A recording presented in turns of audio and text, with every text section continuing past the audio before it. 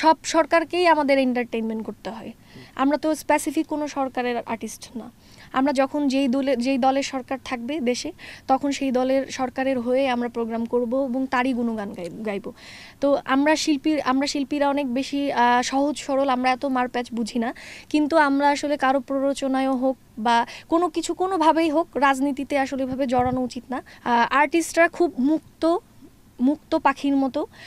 পাখিরা যেমন আকাশে ওড়ে, তাদের বাধা দেওয়ার কেউ নাই, তারা নিজের ইচ্ছায় ওড়ে।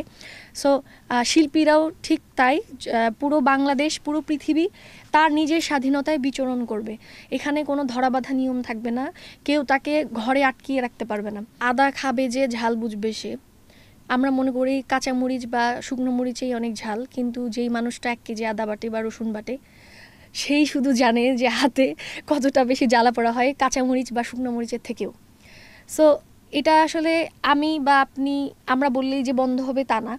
প্রতিটা মানুষেরই নিজস্ব একটা চিন্তা চেতনা মতবাদ আছে।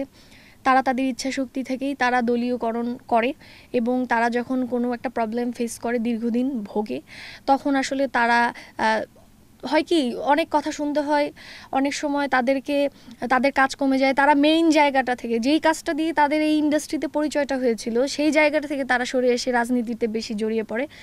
দিন শেষে কিন্তু তারাই ক্ষতিগ্রস্ত। হয়তোবা তারা বুঝতে দেয় না যে আপনি তাদেরকে প্রশ্ন করলেও দেখবেন তারা খুব সুন্দর স্বতঃস্ফূর্তভাবে উত্তর দিচ্ছে, কিন্তু তারাও কিন্তু ভিতরে ভিতরে জানে যে তাদের কি ক্ষতিটা হয়েছে।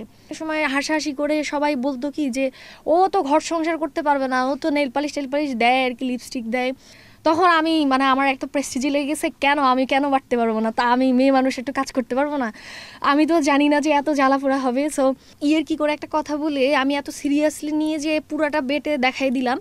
দেখানোর পরে আমার তো চোখ লাল হয়ে গেছে, চোখ দিয়ে পানি পড়ছে এবং হাত জ্বালাপোড়া। আমি বরফের পানির মধ্যে হাত দিয়ে বসে আছি, এবং সেই দিন থেকে আসলে সবাই বুঝতে পারছে যে না, দোলা অনেক কাজের। মানে আমাদের গ্রামের ভাষায় এটাকে বলে কামিলা, যে দোলা অনেক কামিলা মে আসাল।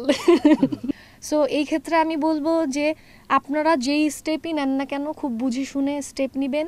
এমন কিছু করবেন না কখনো যেন আপনাকে এইরকম আদা রসুনের ঝালের মতো ভুগতে হয় আর কি।